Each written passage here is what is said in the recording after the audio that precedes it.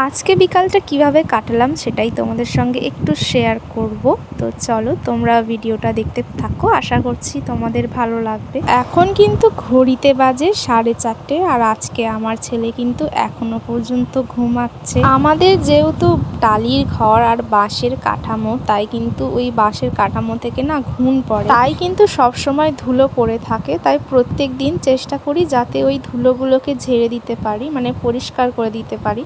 সেই জন্য দেখো সকাল থেকে না সময় পাওয়ার জন্য এখন আমি এই সমস্ত কাজগুলোতে হাত দিলাম। তো এদিকে আমার একটা ছোট্ট তক্তা মতো দেওয়া আছে, তো সেটাও আর কি একই অবস্থা। তক্তার উপর রাখা সমস্ত জিনিসগুলো কিন্তু নামিয়ে রেখে দিলাম, আর এখন পরিষ্কার করা হয়ে গেছে। আর এখন যেটা যেখানে ছিল আবার সেখানে রেখে দিচ্ছি।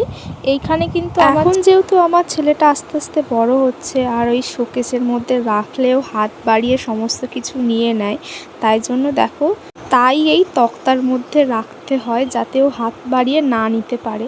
তো এখানটা সুন্দরভাবে গুছিয়ে নিলাম। শনিবারে গেছিলাম জগদীশপুর, আর সেখান থেকে আমার ছেলের জন্য দুটো জামা নিয়ে এসেছি। কেমন হয়েছে